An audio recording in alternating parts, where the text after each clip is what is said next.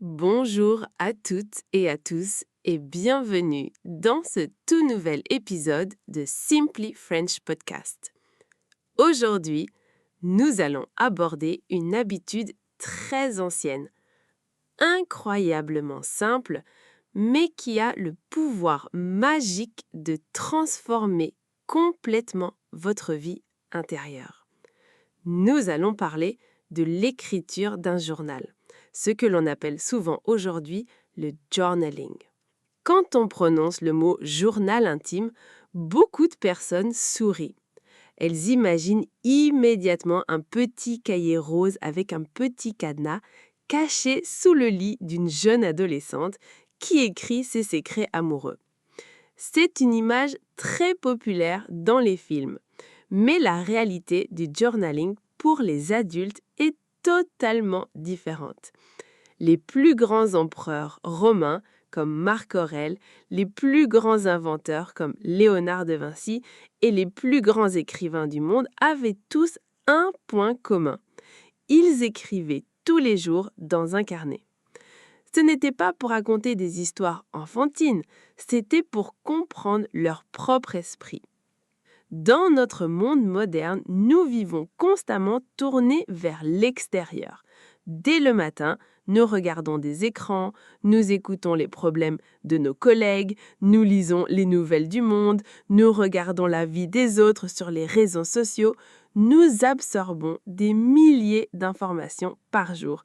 Mais quand prenons-nous vraiment le temps de nous écouter nous-mêmes ? Quand prenons-nous le temps de regarder à l'intérieur de notre propre tête ? Presque jamais. Et c'est exactement pour cela que tant de personnes se sentent perdues, stressées et ont l'impression de vivre sur un pilote automatique sans vraiment contrôler la direction de leur vie. L'écriture d'un journal est l'antidote parfait contre ce stress moderne. C'est comme un miroir magique pour votre esprit. Imaginez que votre tête est une petite chambre. Quand vous avez beaucoup de pensées, d'inquiétudes, d'idées et de peurs, ces pensées volent dans la chambre comme des milliers de petits papillons agités. Ils vont très vite, ils font du bruit et vous n'arrivez pas à les attraper. Vous ressentez une grande confusion, ce que l'on appelle le brouillard mental. Quand vous prenez un stylo et un morceau de papier, vous faites quelque chose d'extraordinaire au niveau neurologique. Vous forcez votre cerveau à ralentir. Vous ne pouvez pas écrire aussi vite que vous pensez. L'acte d'écrire à la main demande de la concentration. Vous attrapez un de ces petits papillons agités, vous le regardez calmement et vous le posez sur le papier. Soudainement, la peur ou l'idée n'est plus à l'intérieur de vous, elle est à l'extérieur, sur la page blanche. Vous avez créé une distance physique entre vous et vos émotions. Et cette petite distance change absolument tout. La psychologie moderne a beaucoup étudié les effets de l'écriture. Les résultats sont fascinants. Quand vous écrivez sur une émotion négative, par exemple quand vous êtes très colérique, contre quelqu'un ou très inquiet pour un examen, l'activité de la partie de votre cerveau qui gère la peur, l'amygdale, diminue immédiatement. C'est biologique. En nommant l'émotion avec des mots, vous lui enlevez son pouvoir destructeur. Le journal agit exactement comme un thérapeute silencieux, gratuit et disponible 24 heures sur 24. Mais le journal ne sert pas seulement à calmer les peurs et les tristesses. C'est aussi le meilleur outil du monde pour apprendre à se connaître vraiment. Nous pensons tous nous connaître très bien, mais souvent, nous mentons à nous-mêmes pour protéger notre ego. Sur le papier, il n'y a personne pour vous juger. Vous n'avez pas besoin d'être poli, vous n'avez pas besoin d'être intelligent. Vous n'avez pas besoin de faire de belles phrases sans faute d'orthographe. Le papier accepte tout, sans jamais critiquer. En écrivant régulièrement, vous allez commencer à voir des schémas dans votre vie. Vous allez remarquer que vous êtes toujours de mauvaise humeur le mardi soir ou que vous vous sentez toujours très fatigué après avoir vu une certaine personne. Vous allez découvrir quelles sont les activités qui vous donnent vraiment de l'énergie et de la joie. Le journal vous donne les données nécessaires pour devenir l'architecte de votre propre bonheur au lieu d'être une simple victime des circonstances. C'est aussi un outil de mémoire incroyable. Notre cerveau oublie très vite. Il efface les petits détails merveilleux de notre quotidien. Dans 10 ans, vous ne vous souviendrez pas de la sensation du soleil sur votre visage ce matin ou de la conversation très drôle que vous avez eue avec un ami dans un café. Mais si vous écrivez ces petits moments de gratitude dans votre carnet, vous créez un véritable trésor. Relire ces anciens journaux quelques années plus tard est l'une des expériences les plus émouvantes qui existent. Vous pouvez voir tout le chemin que vous avez parcouru, les obstacles que vous avez surmontés et vous réalisez à quel point vous avez grandi. Maintenant que nous comprenons pourquoi cette pratique est si vitale pour notre santé mentale et notre bonheur, une grande question se pose. Beaucoup de gens achètent un très beau carnet, ils ont de très bonnes intentions, ils écrivent pendant 2 jours et puis ils abandonnent complètement. Ils disent « je ne sais pas quoi écrire » ou « c'est trop difficile, je n'ai pas le temps ». Comment éviter ce piège classique? Comment faire pour que cette habitude devienne aussi naturelle et facile que de se brosser les dents le matin? Pour réussir, il faut oublier toutes les règles de l'école et aborder la page blanche avec une stratégie totalement nouvelle. Pour commencer à écrire un journal sans abandonner après quelques jours, la première chose à faire est d'oublier totalement la perfection. Depuis notre enfance, l'école nous a appris que l'écriture doit toujours être belle, propre, avec une grammaire parfaite et une structure très logique. Mais votre journal n'est pas un devoir pour l'école. Personne ne va jamais le lire pour vous donner une note. Vous avez le droit d'écrire très mal. Vous avez le droit d'avoir une mauvaise écriture si vous écrivez vite. Vous avez le droit de faire des phrases très courtes, de mélanger vos idées, de faire des ratures ou même de dessiner au milieu de la page. Votre journal est votre espace de liberté absolue. C'est peut-être le seul endroit dans toute votre vie moderne où vous n'avez absolument aucune règle à respecter. Le plus grand obstacle, c'est souvent cette fameuse peur de la page blanche. Vous êtes assis à votre bureau, le stylo à la main, vous regardez le papier blanc et votre cerveau se bloque complètement. Vous vous dites « ma vie n'est pas très intéressante aujourd'hui, je n'ai rien de spécial ou de philosophique à raconter ». C'est une grande erreur de penser que le journal doit raconter des événements extraordinaires.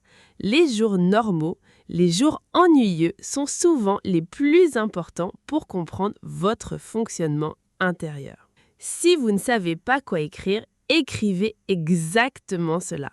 Commencez votre page en écrivant « Aujourd'hui, je suis assis à mon bureau, je suis un peu fatigué et je ne sais absolument pas quoi écrire ». C'est une phrase magique. Pourquoi? Parce que vous avez commencé le mouvement. Le stylo touche le papier et très souvent, après cette première phrase très simple, une autre idée arrive, puis une autre. Le cerveau se détend et l'écriture devient naturelle. Pour construire cette nouvelle habitude, la stratégie la plus intelligente est de commencer de manière minuscule. Ne vous dites pas « je vais écrire pendant 1 heure tous les jours », c'est beaucoup trop grand et votre cerveau va refuser cet effort. Dites-vous plutôt « je vais écrire pendant seulement 2 minutes » ou bien « je vais écrire seulement 3 lignes ». Tout le monde, sans exception, peut trouver 2 minutes dans sa journée. Vous pouvez le faire le matin en buvant votre café ou le soir juste avant de fermer les yeux. L'important n'est pas la quantité d'écriture, l'important c'est la régularité. C'est l'action de revenir au carnet tous les jours qui crée le changement psychologique profond. Il y a une méthode très célèbre inventée par une artiste américaine qui s'appelle les pages du matin. L'idée est très simple et très puissante. Le matin, dès que vous vous réveillez, avant même de regarder votre téléphone ou de parler à votre famille, vous prenez votre carnet et vous écrivez 3 pages sans vous arrêter, sans réfléchir, le plus vite possible. On appelle cela l'écriture automatique.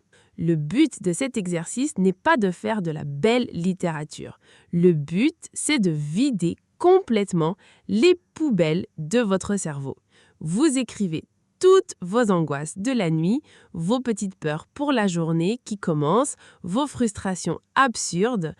Au début, ça semble très étrange. Vous allez écrire des choses comme « J'ai mal au dos ce matin »,« Je n'ai pas envie d'aller travailler »,« Il faut que j'achète du lait au supermarché ce soir ». Ça n'a aucun sens. Mais en faisant cela, vous nettoyez votre esprit. Vous sortez la poussière mentale de votre tête et le reste de votre journée sera beaucoup plus clair, plus calme et plus concentré. Cependant, les pages du matin demandent un peu de temps. Si vous êtes une personne très occupée et que vous préférez écrire le soir, il existe une autre méthode extrêmement douce et positive pour commencer le journaling. C'est le journal de gratitude. Le cerveau humain a un grand défaut naturel. Il est biologiquement programmé pour chercher les dangers et retenir les choses négatives. Si vous passez une excellente journée, mais qu'une seule personne vous parle mal dans la rue pendant 10 secondes, le soir, dans votre lit, vous allez penser uniquement à cette personne négative. Vous allez complètement oublier tous les beaux moments de la journée. Le journal de gratitude est là pour corriger ce défaut de notre biologie. L'exercice est rapide. Chaque soir, vous prenez votre carnet et vous écrivez simplement 3 choses pour lesquelles vous êtes reconnaissant aujourd'hui. Seulement 3 choses. Attention, il ne faut pas chercher des choses immenses comme « je suis en vie » ou « j'ai gagné au loto ». Le secret de la gratitude, c'est de trouver la beauté dans les petits détails invisibles du quotidien. Vous pouvez écrire « Je suis reconnaissant pour la délicieuse odeur du café ce matin » ou bien « Je suis reconnaissant pour le sourire du boulanger » ou encore « Je suis reconnaissant d'avoir un lit chaud et confortable ce soir alors qu'il pleut dehors ». En faisant cet exercice tous les soirs, vous modifiez physiquement les connexions dans votre cerveau. Après quelques semaines, vous allez commencer à chercher ces petits moments de bonheur pendant la journée pour pouvoir les écrire le soir. Vous entraînez votre esprit à voir la lumière au lieu de voir toujours l'obscurité. C'est une véritable transformation de votre façon de vivre. Mais que faire si vous n'aimez pas écrire de longues phrases, si l'idée de faire des paragraphes entiers vous fatigue? Est-ce que le journal est quand même fait pour vous? La réponse est un grand oui. Si l'idée d'écrire de longs textes vous fatigue, il y a une méthode fantastique qui s'appelle le bullet journal ou journal à puce en français. C'est un système inventé par un designer américain qui avait lui-même de grands problèmes de concentration. Le concept est de réduire l'écriture à sa forme la plus simple et la plus rapide possible. Au lieu d'écrire des phrases complètes avec un sujet, un verbe et des adjectifs, vous écrivez simplement de courtes listes avec de petits symboles devant chaque ligne. Par exemple, un petit point noir représente une tâche à faire. Un petit cercle représente un événement de la journée. Un petit tiret représente une pensée rapide ou une idée.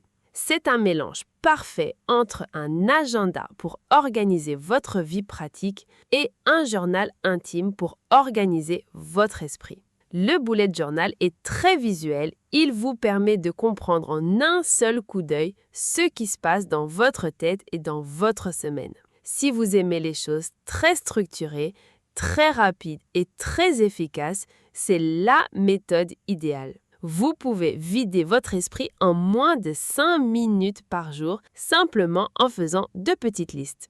Mais quelle que soit la méthode que vous choisissez, l'écriture automatique le matin, la gratitude le soir ou les petites listes rapides, il y a une règle psychologique fondamentale pour que le journal fonctionne vraiment et vous aide à grandir.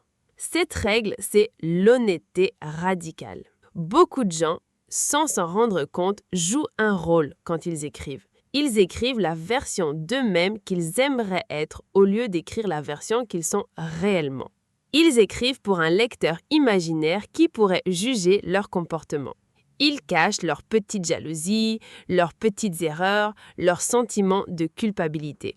Mais votre journal est un coffre-fort. Si vous n'êtes pas totalement honnête avec le papier, l'exercice ne sert absolument à rien. Si vous êtes très en colère parce qu'un collègue a eu une promotion au lieu de vous, ne dites pas dans votre journal « Je suis très heureux pour lui ».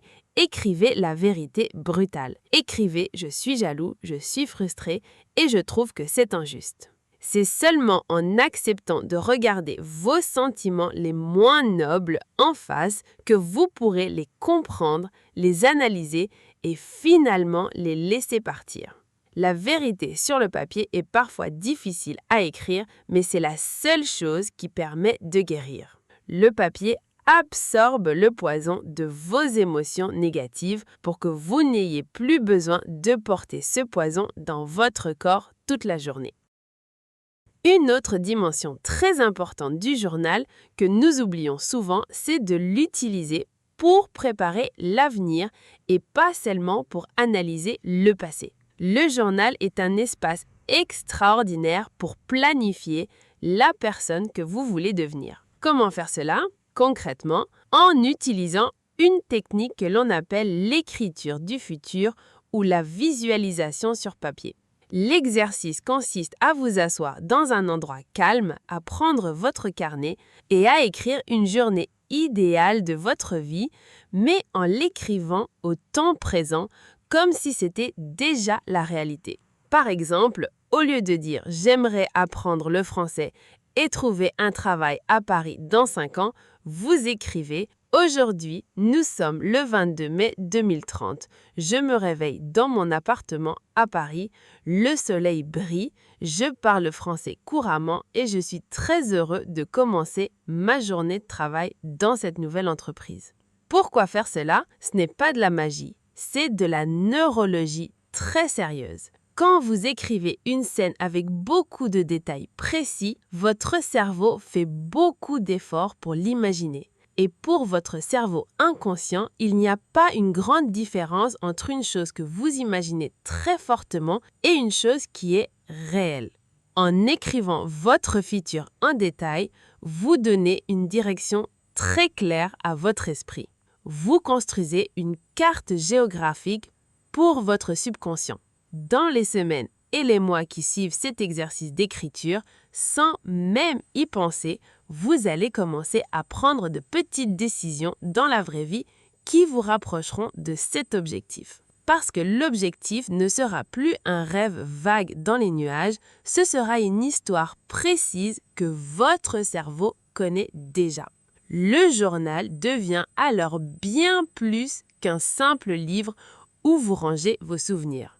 Il devient un outil de construction active. Il est le pont entre l'endroit où vous êtes aujourd'hui avec vos doutes et vos difficultés et l'endroit où vous voulez être demain. Mais pour que ce pont soit solide, il faut faire attention à ne pas transformer cette belle habitude en une nouvelle source de stress et de culpabilité. Que se passe-t-il quand vous ratez une journée d'écriture ou quand vous abandonnez votre carnet pendant 3 mois? C'est un problème extrêmement classique. Vous commencez avec beaucoup de motivation, vous écrivez tous les jours pendant 2 semaines et puis un soir, vous êtes trop fatigué, vous n'écrivez pas. Le lendemain, vous oubliez. 1 semaine passe, puis 1 mois. Et quand vous regardez votre beau carnet sur votre bureau, vous ressentez un sentiment très désagréable, la culpabilité. Vous vous dites « j'ai encore échoué, je n'ai aucune discipline, je suis incapable de garder une bonne habitude ». Il faut détruire cette culpabilité immédiatement. Votre journal n'est pas votre patron et ce n'est pas un professeur sévère qui vérifie vos devoirs. Votre journal est un ami très patient. Un véritable ami ne se met pas en colère si vous ne lui parlez pas pendant 3 mois. Il vous attend calmement, toujours prêt à vous écouter quand vous en avez besoin. La grande erreur que font la majorité des gens quand ils reprennent leur journal après une longue pause, c'est d'essayer de tout rattraper. Ils essayent de faire un grand résumé complet de tout ce qui s'est passé pendant les 3 derniers mois. C'est une tâche énorme, très fatigante pour la mémoire et souvent très ennuyeuse à écrire. Ne faites jamais ça. Si vous avez arrêté d'écrire pendant 6 mois, le jour où vous ouvrez le carnet de nouveau, écrivez simplement la date d'aujourd'hui et commencez à écrire sur le moment présent. Ignorez complètement le vide. Le journal doit toujours rester un espace de légèreté, jamais une obligation lourde. Maintenant que nous avons réglé le problème de la culpabilité, il y a une autre grande question pratique que beaucoup de débutants se posent. Faut-il écrire sur un carnet en papier traditionnel ou utiliser une application numérique sur son téléphone ou son ordinateur? Nous vivons dans un monde technologique, donc l'ordinateur semble très logique et moderne. Les applications de journal ont de grands avantages. Vous pouvez écrire très vite avec un clavier, vous pouvez chercher un vieux souvenir en 1 seconde en tapant un mot-clé, vous pouvez ajouter des photos de votre journée et surtout, c'est très sécurisé avec un mot de passe ou la reconnaissance de votre visage, ce qui rassure beaucoup de personnes. Pourtant, malgré tous ces avantages technologiques formidables, la très grande majorité des psychologues et des experts recommandent fortement d'utiliser le vieux papier et le stylo. Pourquoi cette préférence pour une vieille technologie? La première raison est la fatigue numérique. Vous passez déjà 8 ou 10 heures par jour devant un écran pour votre travail ou vos études. Vous regardez votre téléphone le soir dans le canapé. Si votre journal est aussi sur un écran, votre cerveau n'a jamais de véritable pause. La lumière bleue de l'écran envoie un signal d'alerte à votre cerveau qui l'empêche de se détendre profondément avant de dormir. La deuxième raison est physique et sensorielle. L'action d'écrire à la main est un acte très complexe et magnifique pour le corps humain. Vous sentez la texture du papier, vous entendez le petit bruit du stylo qui gratte la page, vous voyez l'encre qui sèche. Cette expérience physique engage votre cerveau d'une manière totalement différente et beaucoup plus riche que de simplement taper sur des touches en plastique. Écrire à la main ralentit naturellement le rythme rapide de vos pensées. C'est une véritable forme de méditation active. Quand vous écrivez la lettre A à la main, votre cerveau dessine activement la lettre. Quand vous tapez la lettre A sur un clavier, vous appuyez juste sur un bouton identique aux autres. L'engagement émotionnel et la concentration ne sont pas du tout les mêmes. Ensuite vient la grande question du choix du matériel. Quand on décide de commencer un journal papier, la tentation est très grande d'aller dans un beau magasin et d'acheter le carnet le plus cher, le plus luxueux, avec une couverture en cuir magnifique et des pages dorées. C'est souvent une très mauvaise idée pour un débutant. Pourquoi? Parce que ce carnet luxueux est beaucoup trop beau. Il crée un blocage psychologique immédiat. Quand vous avez un objet parfait entre les mains, vous avez peur de l'abîmer avec votre mauvaise écriture, avec des ratures ou avec des pensées tristes. Vous ressentez la pression artificielle de devoir écrire des choses très intelligentes ou très poétiques pour mériter ce beau papier. Pour un journal quotidien de développement personnel, le meilleur carnet est souvent un carnet très simple, très bon marché, un carnet normal que l'on achète au supermarché pour 1 ou 2 euros. Si le carnet est simple et basique, vous n'avez aucun respect pour lui et c'est exactement ce qu'il faut. Vous n'aurez pas peur de raturer 2 grands mots, de déchirer une page si vous êtes en colère ou de faire de vilains dessins si vous vous ennuyez. Le carnet doit être un outil vivant et désordonné, exactement comme la vie humaine, pas une belle pièce de musée à exposer. Enfin, il y a la peur numéro 1 qui empêche des milliers de personnes de commencer un journal intime. Une peur profonde et très forte, la peur absolue que quelqu'un d'autre lise leurs pensées secrètes. Et si mon mari, ma femme, mes parents ou mes enfants trouvent mon carnet sur mon bureau? Cette peur est totalement légitime et très compréhensible. Si vous avez constamment peur de perdre votre vie privée, vous allez automatiquement vous censurer. Vous n'allez pas écrire la vérité profonde, vous allez écrire une version acceptable de la vérité.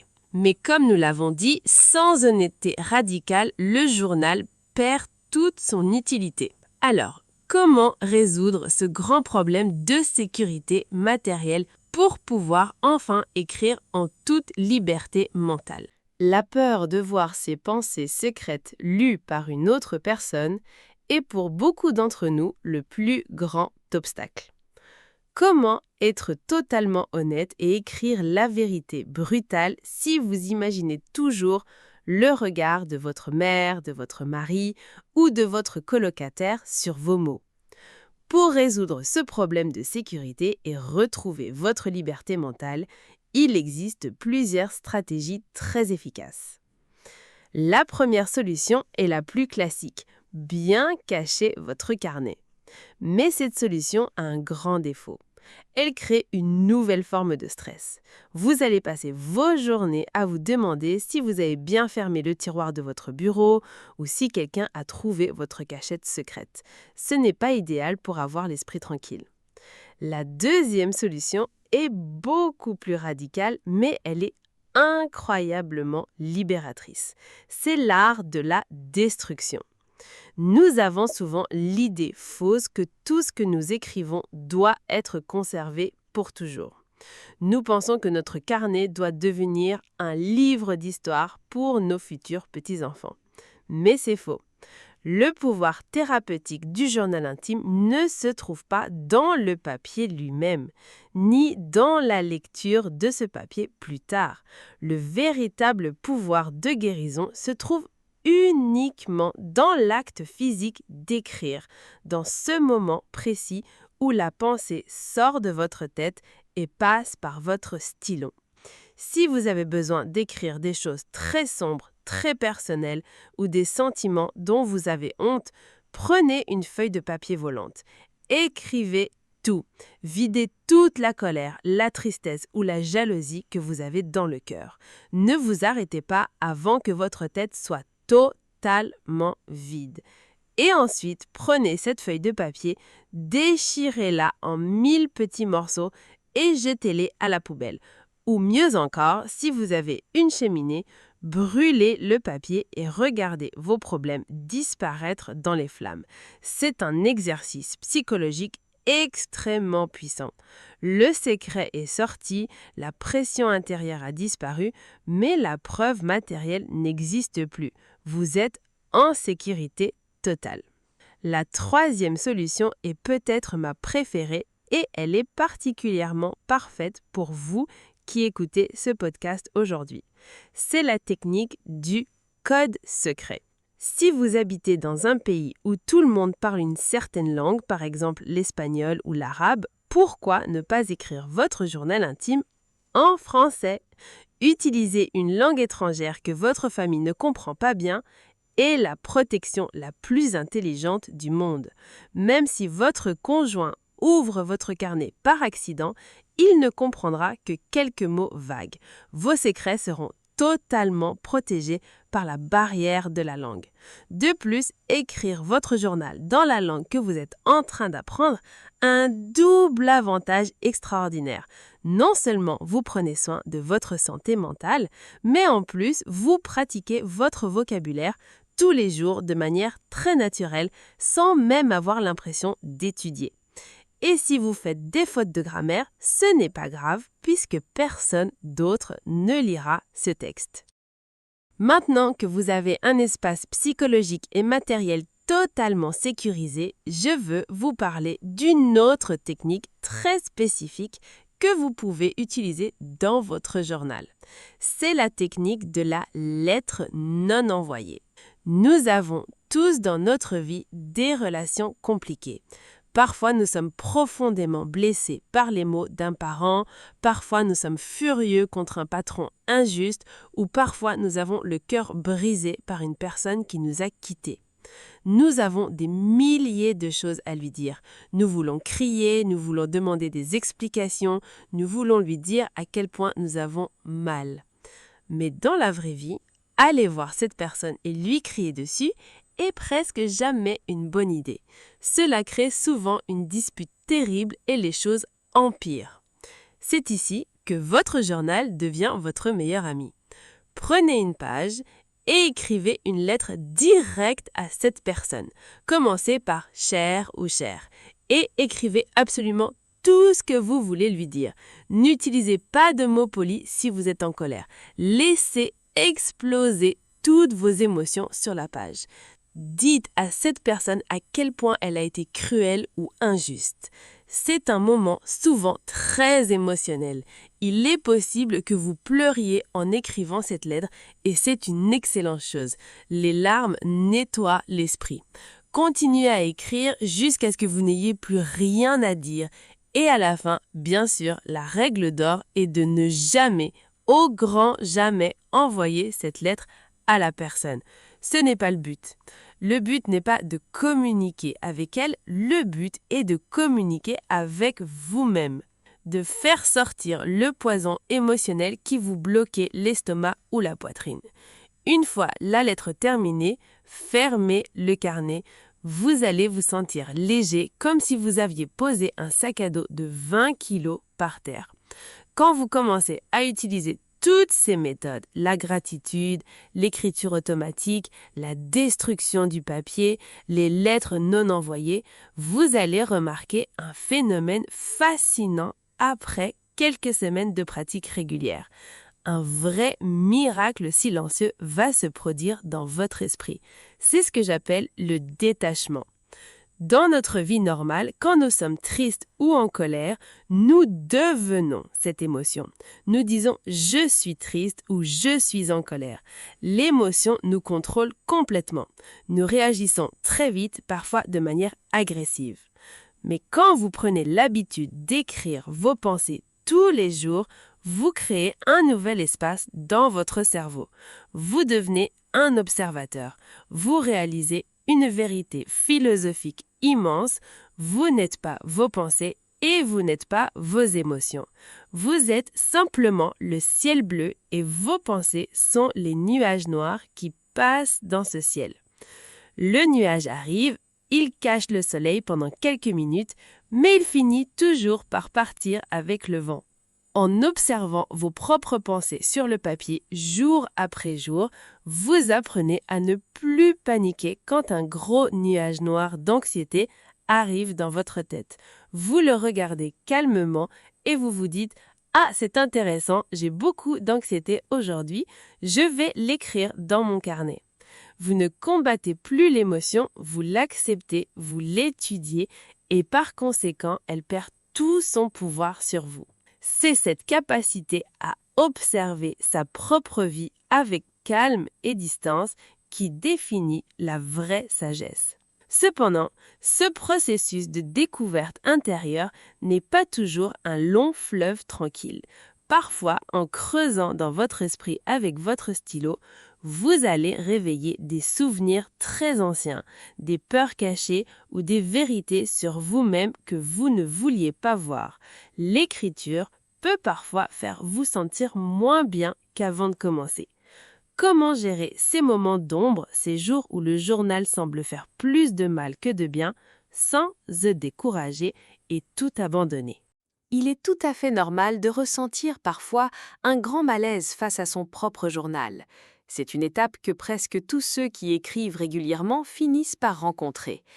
Vous vous asseyez pour écrire sur un petit problème de la journée et soudainement, votre stylo commence à raconter une vieille blessure d'enfance ou un regret très profond que vous aviez complètement oublié. L'émotion monte, vous vous sentez triste et vous avez l'impression que le fait d'écrire aggrave la situation. Quand cela arrive, la première réaction est souvent de fermer le carnet violemment et de se dire « l'écriture ne me fait pas de bien, elle me rend triste ou dépressif ». Mais c'est une grande illusion psychologique. Imaginez que vous avez une petite blessure physique qui s'est infectée sous la peau. Si vous ne la touchez pas, vous ne ressentez pas de grande douleur immédiate, mais l'infection grandit silencieusement et vous fatigue. Quand un médecin nettoie cette blessure avec de l'alcool, ça fait terriblement mal sur le moment, mais cette douleur de nettoyage est absolument nécessaire pour la vraie guérison. Le journal fait exactement le même travail avec vos blessures émotionnelles.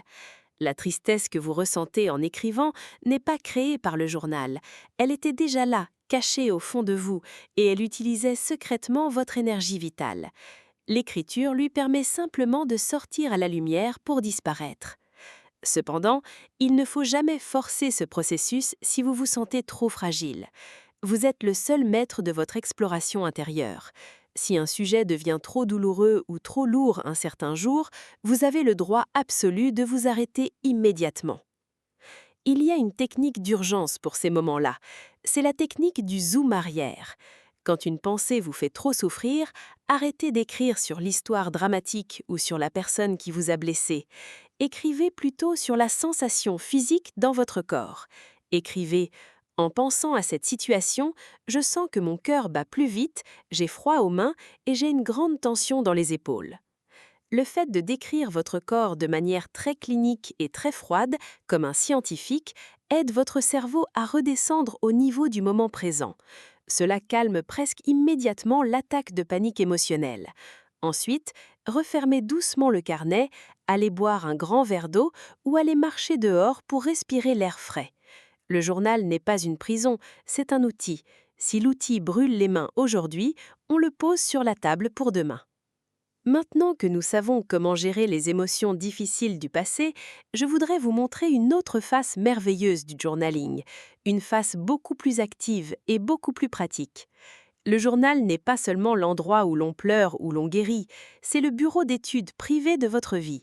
C'est la meilleure machine à résoudre des problèmes complexes qui n'ait jamais été inventée par l'homme. Dans la vie de tous les jours, nous devons constamment prendre des décisions difficiles et stressantes. Est-ce que je dois quitter mon travail actuel pour commencer ce nouveau projet? Est-ce que je dois déménager dans cette nouvelle ville l'année prochaine? Comment est-ce que je peux améliorer ma relation difficile avec mon frère?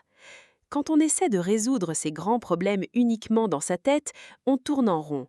On pense à un argument positif, puis on trouve un risque négatif, puis on a très peur et on revient au point de départ.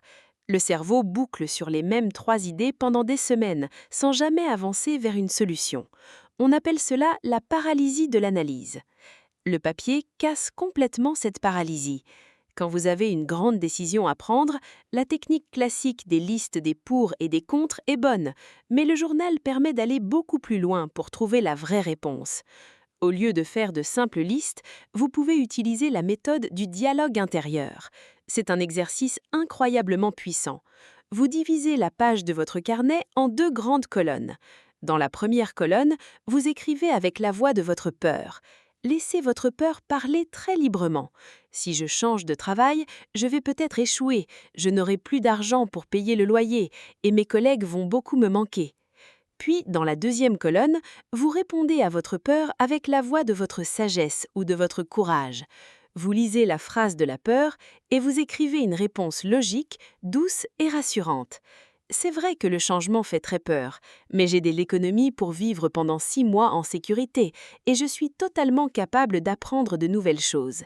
Si je ne le fais pas maintenant, je vais le regretter toute ma vie. C'est presque comme jouer à un jeu d'échecs avec soi-même. Vous laissez la partie terrifiée de votre esprit exprimer tous ses doutes sans la juger, puis vous laissez la partie adulte et rationnelle de votre esprit la calmer avec de vrais arguments solides. À la fin de cette page de dialogue, la décision à prendre devient souvent d'une clarté évidente. Vous avez enfin réussi à séparer la panique émotionnelle de la logique pure. Le journal est aussi un endroit formidable pour faire ce que l'on appelle des sessions de réflexion créative ou du brainstorming personnel. Imaginons que vous vouliez créer une petite entreprise, écrire un livre ou organiser un grand voyage autour du monde, mais vous ne savez pas par où commencer. Le projet semble une montagne beaucoup trop grande à escalader. Prenez une page totalement blanche, écrivez votre grand objectif au centre de la page et dessinez un cercle autour. Ensuite, écrivez absolument toutes les idées qui vous viennent à l'esprit tout autour, sans aucun ordre.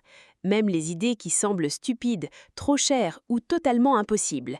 Ne censurez rien. Connectez ces idées avec de petites lignes pour faire des liens. C'est ce qu'on appelle une carte mentale ou un mind map en anglais. L'avantage incroyable de faire cela sur le papier, avec un stylo, plutôt que sur un écran d'ordinateur, c'est que votre main bouge librement dans toutes les directions. Vous n'êtes pas bloqué par les lignes droites et rigides d'un document Word. Votre créativité naturelle explose. Les connexions entre des idées très différentes se font toutes seules. Une fois que la page est pleine, vous avez soudainement un plan d'action logique qui apparaît clairement au milieu du chaos. Nous avons vu comment utiliser le journal pour cléner les tristesses du passé et pour résoudre les problèmes du présent de manière intelligente. Mais il y a une dernière grande étape pour maîtriser totalement cet art du carnet. C'est l'utilisation du journal pour construire une discipline d'herbe et atteindre ses objectifs à très long terme. Comment un simple petit carnet avec des pages blanches peut-il nous empêcher de procrastiner et nous forcer à avancer vers nos grands rêves de manière constante tous les matins ? Pour atteindre nos plus grands rêves et nos objectifs les plus ambitieux, nous croyons très souvent que la motivation est la clé secrète. Nous pensons que les personnes qui réussissent se réveillent tous les matins pleines d'énergie, prêtes à conquérir le monde avec un grand sourire. Mais c'est une immense illusion. La motivation est en réalité une émotion extrêmement fragile et très peu fiable. C'est comme un feu d'artifice. C'est très beau, ça fait beaucoup de lumière, mais ça disparaît dans le ciel après seulement quelques secondes. Un jour, vous vous réveillez avec beaucoup d'enthousiasme. Vous voulez apprendre une nouvelle langue, faire du sport et créer une entreprise. Mais le lendemain matin, s'il pleut, s'il fait froid dehors, ou si vous avez mal dormi à cause d'un petit problème, cette belle motivation disparaît complètement. Vous n'avez plus envie de rien faire et vous abandonnez vos projets. C'est normal, c'est la nature humaine.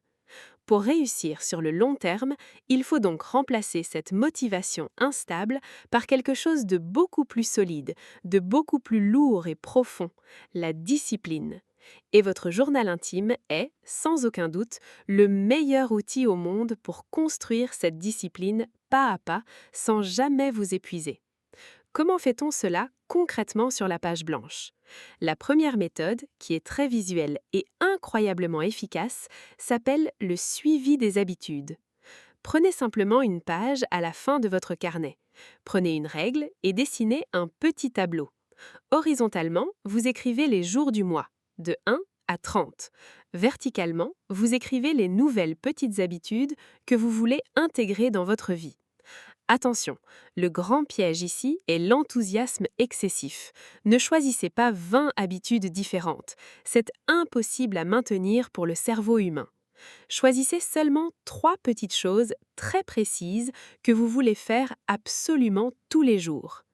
Par exemple, vos 3 habitudes pourraient être boire un grand verre d'eau en vous levant, marcher pendant 20 minutes et faire 15 minutes d'apprentissage d'une langue. Et si votre grand rêve est d'apprendre l'espagnol, par exemple, n'écrivez pas un objectif vague comme étudier l'espagnol. Soyez précis dans votre méthode. Écrivez faire 15 minutes de pure répétition audio en espagnol, sans chercher de traduction compliquée, juste de l'écoute directe et de la répétition pure pour habituer votre oreille et votre cerveau de manière naturelle. Chaque soir, quand la journée est terminée et que vous ouvrez votre journal, vous regardez ce petit tableau. C'est le moment de vérité. Si vous avez accompli votre action, vous prenez un beau stylo, peut-être un stylo rouge ou vert, et vous dessinez une grande croix dans la case du jour, ou bien vous coloriez entièrement la petite case. Si vous ne l'avez pas fait, vous devez laisser la case vide, totalement blanche. Cela semble presque trop simple pour être vraiment efficace, n'est-ce pas? On dirait un petit jeu pour les enfants à l'école maternelle. Et pourtant, la psychologie comportementale prouve que ce minuscule geste manuel change absolument tout dans la structure de notre cerveau. Le cerveau humain est biologiquement programmé pour adorer compléter des séries et obtenir des récompenses immédiates. Quand vous avez fait une croix dans votre journal pendant 4 jours de suite, vous avez créé une petite chaîne visuelle très jolie sur le papier. Le 5e jour, vous rentrez du travail, vous êtes extrêmement fatigué. Votre seule envie est de vous asseoir sur le canapé.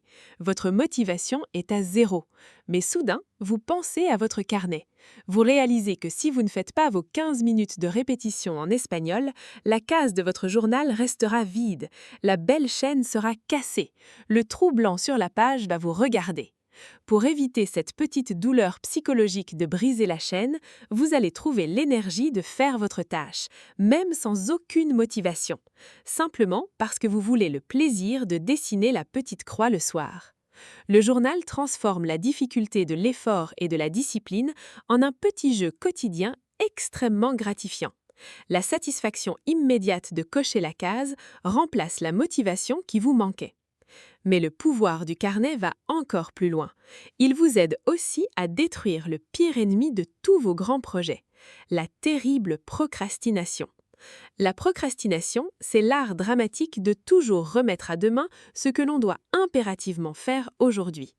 Pendant très longtemps, les gens pensaient que la procrastination était un problème de gestion du temps, ou simplement un signe de grande paresse. Les études modernes montrent que c'est totalement faux. La procrastination n'est pas un problème de temps, c'est un problème de gestion des émotions. Nous procrastinons quand une tâche nous fait peur, quand elle nous semble trop difficile, trop complexe ou quand nous avons peur de faire une erreur. Si vous écrivez sur votre journal « Objectif pour demain, créer mon application mobile complète », c'est beaucoup trop gigantesque, c'est une montagne immense. Quand votre cerveau lit cette phrase le matin, il panique, il ressent une émotion négative de stress et de surcharge. Pour fuir ce stress inconfortable, il va chercher un reliage rapide.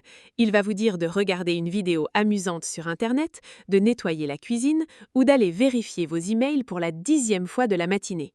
Vous fuyez votre grand projet parce qu'il est mal défini. Le grand secret des personnes très productives, c'est d'utiliser le journal le soir pour couper ce grand monstre terrifiant en morceaux minuscules. On appelle cela la méthode des micro-actions. Au lieu d'écrire votre grand objectif final, utilisez la page de votre journal pour préparer la journée de demain avec une action si petite, si ridicule qu'il est physiquement et intellectuellement impossible d'en avoir peur. Par exemple, n'écrivez pas « créer mon application ». Écrivez « Demain matin à 9 heures précises, je vais ouvrir mon ordinateur et je vais écrire seulement les 3 premières lignes de code de l'interface principale pendant 5 minutes ». C'est tout. Juste 5 petites minutes et 3 petites lignes. Votre cerveau regarde cet objectif sur le papier et se dit « Oh, ça va, 5 minutes ce n'est rien du tout, je peux le faire facilement sans stress ». Le lendemain matin, vous commencez sans aucune résistance. Vous écrivez vos 3 lignes. Vous avez brisé la glace. La peur de commencer a disparu.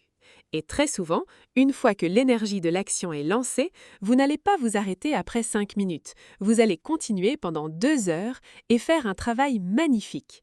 Le journal a été le pont parfait pour traverser la rivière de la peur. Et en préparant minutieusement votre journée la veille au soir dans votre journal, vous enlevez aussi ce que l'on appelle la fatigue de décision du matin. Quand vous vous réveillez, votre énergie mentale est précieuse. Si vous devez commencer à réfléchir à ce que vous allez faire en buvant votre café, vous perdez déjà cette belle énergie. Mais si le vous d'hier soir a déjà pris toutes les décisions importantes et a écrit le plan d'action clair sur le carnet, le vous de ce matin a juste besoin d'exécuter le plan de manière automatique comme un bon soldat. Votre journal agit exactement comme le meilleur secrétaire personnel du monde qui prépare tout pour faciliter votre succès. Pour que ce beau système d'organisation fonctionne parfaitement à long terme et ne devienne jamais une source d'angoisse, il faut impérativement ajouter une petite habitude très puissante à la fin de chaque semaine. C'est ce que l'on appelle la revue hebdomadaire. C'est un rendez-vous solennel, un moment de paix très important avec vous-même. Choisissez un jour calme dans la semaine. Le dimanche soir est souvent le moment idéal. Prenez votre carnet, asseyez-vous dans un fauteuil confortable avec une bonne tasse de thé ou un grand café chaud. Respirez profondément. Puis, relisez rapidement toutes vos petites notes, vos croix et vos listes des 7 derniers jours. Ensuite, prenez une page blanche et posez-vous 3 questions très simples, toujours par écrit. Premièrement, qu'est-ce qui s'est vraiment bien passé cette semaine? Quelles sont mes petites victoires? Il est très important de célébrer ce qui marche pour nourrir sa confiance. Deuxièmement, qu'est-ce qui ne s'est pas bien passé? Et surtout, pourquoi? Et troisièmement, comment je peux faire un petit peu mieux la semaine prochaine? Cet moment d'honnêteté et d'analyse est crucial pour votre évolution. Si par exemple vous remarquez sur votre tableau que vous n'avez pas écouté vos enregistrements pour pratiquer la langue pendant 5 jours d'affilée, ne vous jugez pas. Le but de la revue hebdomadaire n'est surtout pas de vous sentir coupable ou de vous dire que vous êtes mauvais. Le but est d'analyser la situation froidement, exactement comme un vrai scientifique analyse une expérience dans un laboratoire. Vous allez peut-être écrire dans votre carnet « Je n'ai pas fait ma répétition linguistique parce que j'essayais toujours de le faire très tard le soir, après le travail. J'étais beaucoup trop fatiguée, je n'avais plus d'attention pour me concentrer. La stratégie était mauvaise.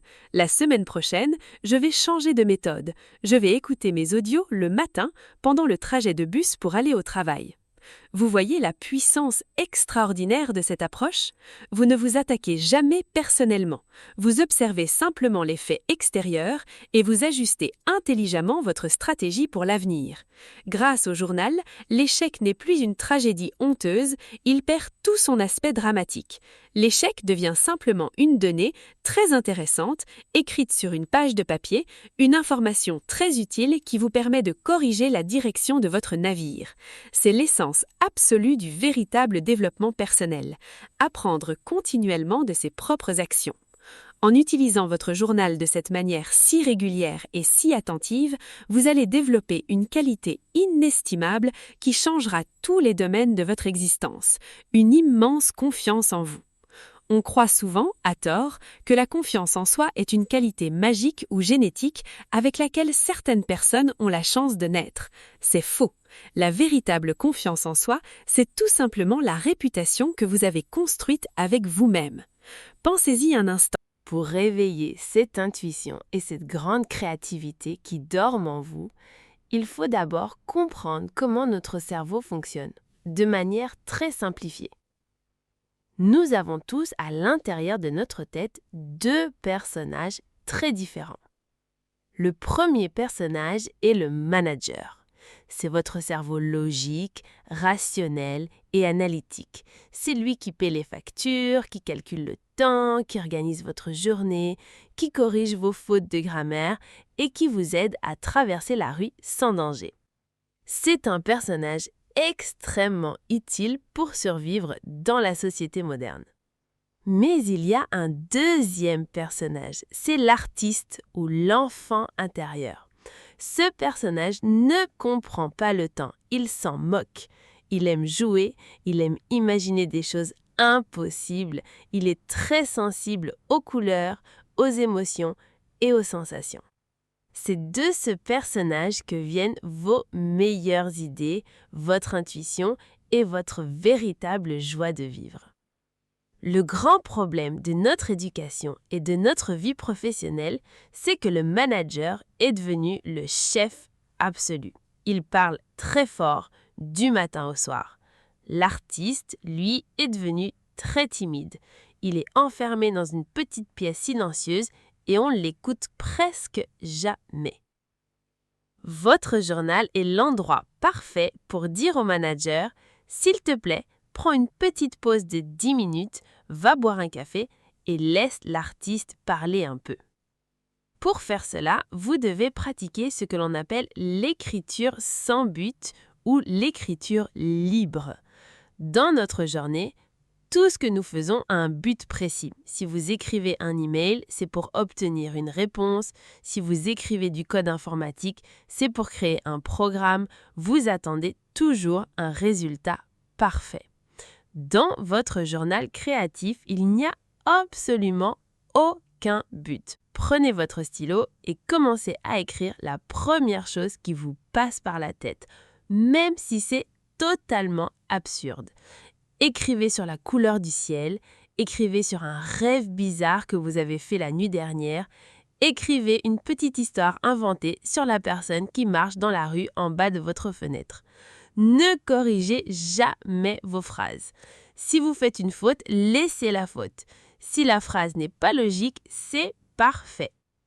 Ce processus s'appelle le courant de conscience. Vous ouvrez simplement un robinet mental et vous laissez l'eau couler sur le papier. Au début, l'eau sera un peu sale, vos pensées seront confuses. Mais après quelques minutes, l'eau va devenir très claire. Votre esprit logique va s'endormir un peu et de nouvelles idées très originales vont soudainement apparaître sur la page. Vous serez parfois très surpris par la beauté ou l'intelligence des choses que vous venez d'écrire sans réfléchir. Une autre technique merveilleuse pour communiquer avec votre intuition profonde est d'utiliser la puissance extraordinaire de votre sommeil. C'est une méthode que beaucoup de grands inventeurs comme Thomas Edison utilisaient régulièrement. Notre subconscient est une machine surpuissante. Pendant que nous dormons, il continue de travailler, de trier des informations et de chercher des solutions. Vous pouvez utiliser cette machine naturelle grâce à votre carnet. Voici comment faire. Le soir, juste avant de fermer les yeux pour dormir, prenez votre journal. Écrivez une question très claire, une question à laquelle vous n'arrivez pas à trouver de réponse logique. Par exemple, quelle est la vraie raison pour laquelle je me sens si fatiguée en ce moment? Ou quelle devrait être la prochaine grande étape de mon projet professionnel? Écrivez la question, fermez le carnet, posez-le sur votre table de nuit et dormez. N'essayez surtout pas de trouver la réponse avec votre tête. Le lendemain matin, dès votre réveil, la toute première chose que vous faites avant de toucher votre téléphone, c'est d'ouvrir ce carnet. Lisez votre question de la veille et commencez à écrire la réponse immédiatement, très vite. Ne réfléchissez pas. Vous allez voir que très souvent, la réponse sort de votre stylo avec une clarté évidente. Votre subconscient a fait tout le travail difficile pendant la nuit et le carnet est simplement le moyen de transport pour amener cette réponse dans le monde réel. Mais que se passe-t-il si vous êtes une personne très visuelle? Si les mots vous fatiguent ou si vous avez l'impression que la langue française, avec toute sa grammaire, vous bloque? Le journal n'est pas obligatoirement un livre rempli de textes stricts. C'est là que la pratique du journal arting devient très intéressante. Parfois, une émotion est beaucoup trop complexe, beaucoup trop lourde ou beaucoup trop confuse pour être enfermée dans une simple phrase. Le vocabulaire humain a des limites. Si vous ne trouvez pas les mots un soir, prenez des crayons de couleur, un stylo noir ou même de la peinture si vous aimez ça et dessinez.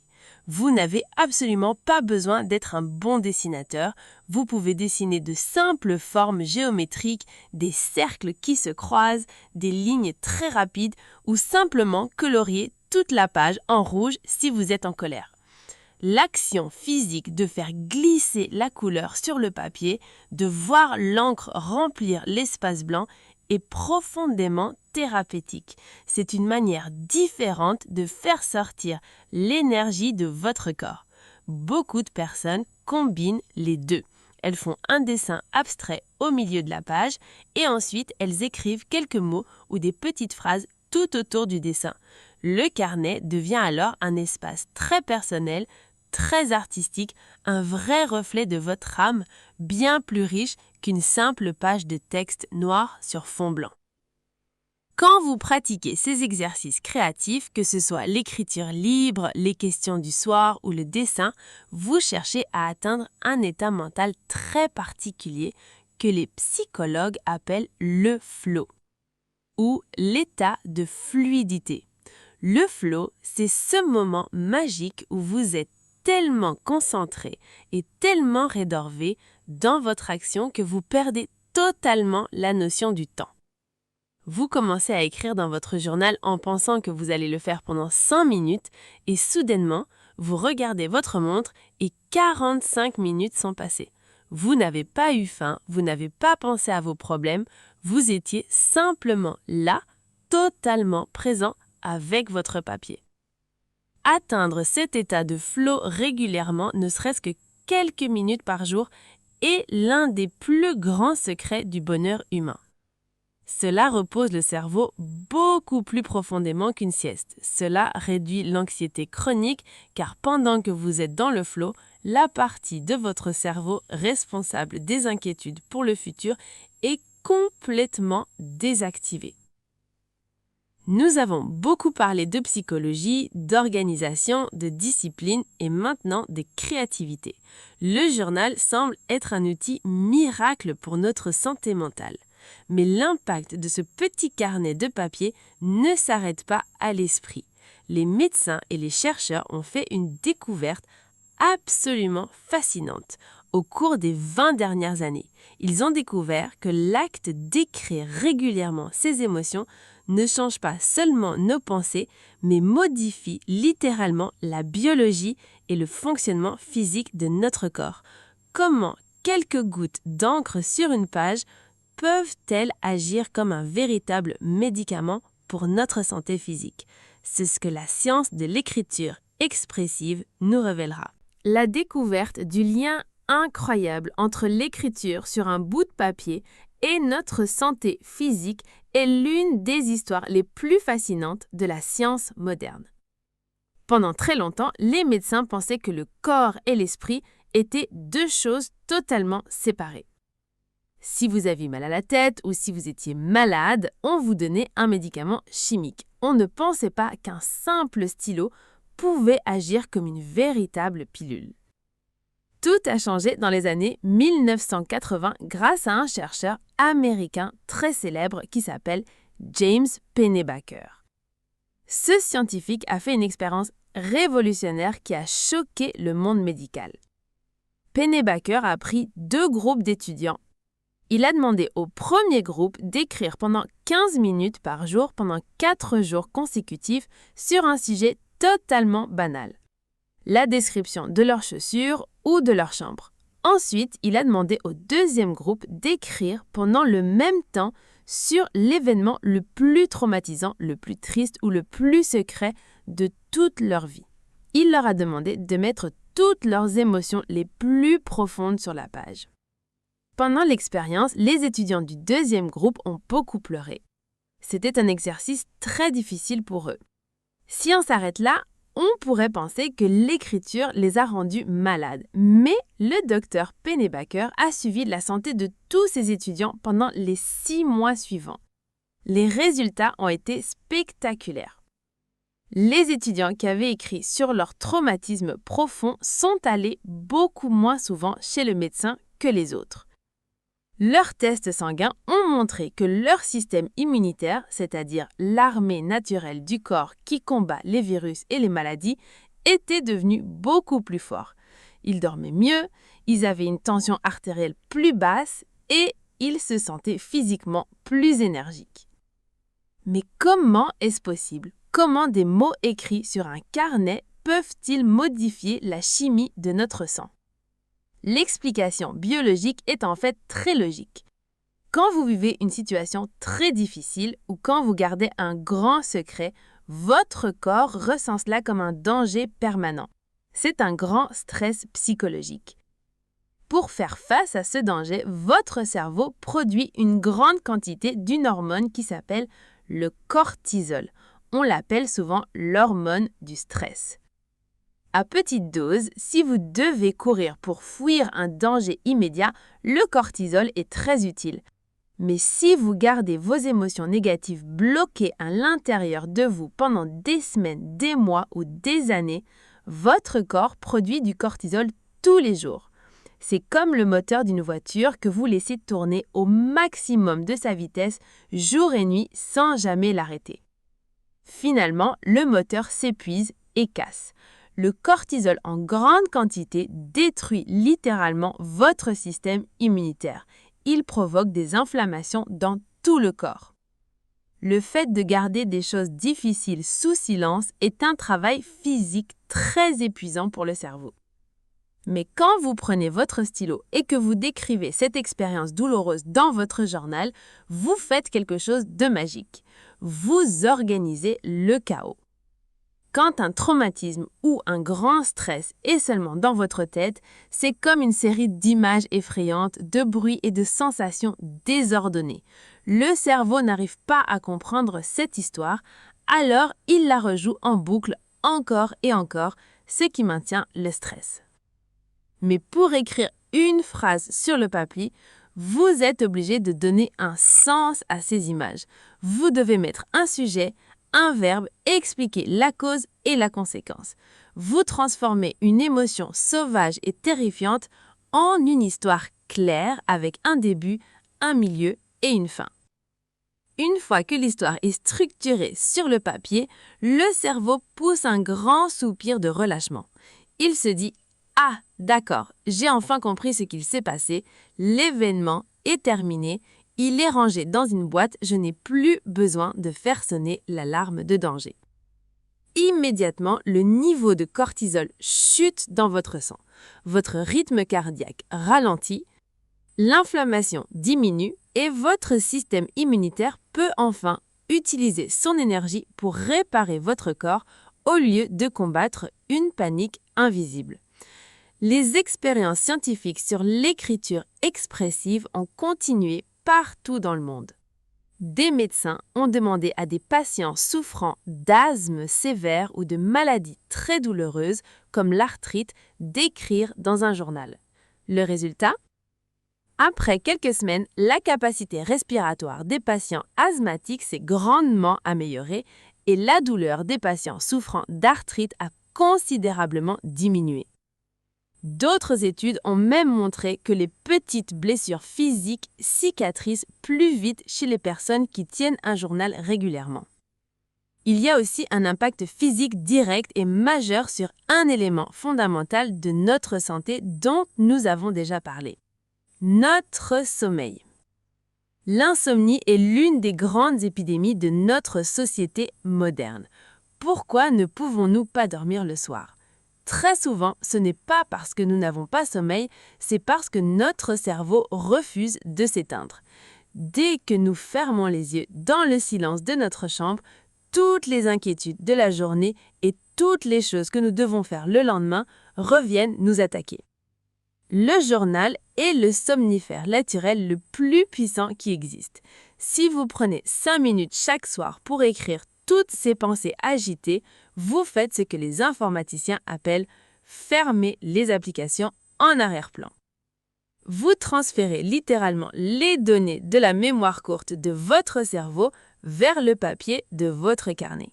En faisant ce petit exercice, vous dites à votre système nerveux central qu'il n'a plus besoin de rester éveillé pour garder toutes ces informations en sécurité.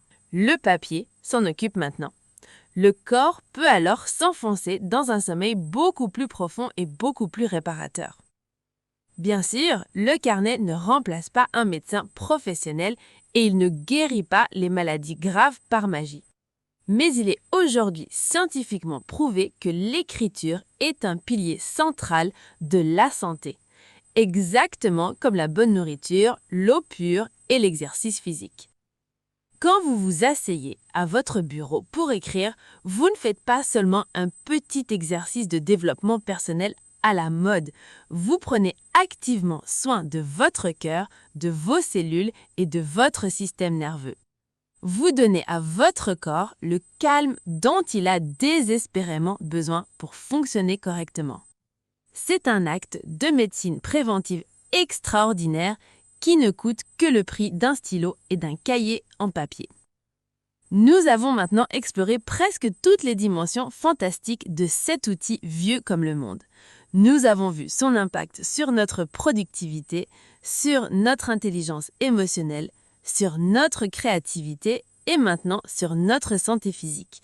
Mais pour que ce magnifique voyage fonctionne sur le long terme, pour que ce carnet devienne vraiment le compagnon fidèle de toute votre vie, il reste une dernière chose essentielle à comprendre.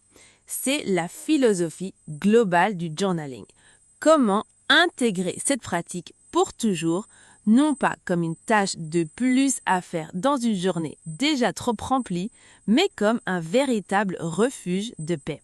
C'est ce que nous allons découvrir dans notre 10e et dernière partie. Vous retrouvez enfin exactement la personne que vous étiez à cet instant précis. Vous relirez vos anciens problèmes de travail ou d'amour, ces problèmes qui vous empêchaient de dormir et qui vous faisaient si peur. Et vous sourirez doucement car vous réaliserez que vous les avez tous surmontés. Vous ressentirez une tendresse et une compassion infinie pour votre vous du passé qui faisait de son mieux avec ce qu'il savait. Si vous devez retenir une seule règle absolue après avoir écouté cette longue série, c'est celle-ci. Soyez infiniment doux avec vous-même. Il n'y a pas de bonne ou de mauvaise façon de tenir un journal intime. Si tu écris une seule petite ligne par semaine, c'est déjà une très grande victoire. Si tu dessines un grand soleil rouge un jour et que tu écris une liste de tâches très ennuyeuses le lendemain, c'est parfait. Ta pratique n'a pas besoin d'être rigide. Elle doit changer, respirer et évoluer avec toi. Ne te mets absolument aucune pression. Rappelle-toi toujours, le carnet est là pour toi, ce n'est pas toi qui sers le carnet. S'il reste fermé dans un tiroir pendant 1 mois entier parce que tu es trop heureux et trop occupé à vivre de belles choses dans la vraie vie avec tes amis, c'est magnifique. Ne ressens aucune culpabilité. Et quand l'hiver reviendra, quand tu auras de nouveau besoin de lui, il sera toujours là, posé sur ton bureau, prêt à t'écouter calmement, sans jamais te juger. Alors, aujourd'hui, je te lance un tout petit défi amical.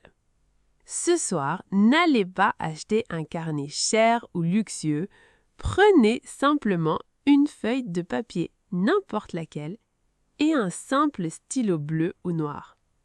Asseyez-vous dans le silence de votre chambre pendant 2 minutes et écrivez votre toute première phrase. Écrivez comment vous vous sentez ou décrivez simplement la couleur de la pièce autour de vous. Faites ce premier petit pas. Ouvrez cette magnifique porte vers votre monde intérieur. Vous ne regretterez jamais. C'était un immense honneur de partager ce sujet si profond, si humain et si personnel avec vous. J'espère sincèrement que cette longue série vous a donné l'inspiration et les outils nécessaires pour commencer cette belle aventure de l'écriture. N'oubliez pas que pour bien intégrer tout ce vocabulaire français de manière naturelle, la clé reste la pure répétition. Écoutez, répétez et laissez votre oreille s'habituer au rythme de la langue sans stress. Merci du fond du cœur pour votre fidélité, votre patience et votre écoute attentive tout le long de ces 10 épisodes. Prenez grand soin de vous, prenez soin de votre esprit et protégez votre belle santé. Je vous donne rendez-vous très bientôt pour explorer d'autres idées passionnantes. Au revoir.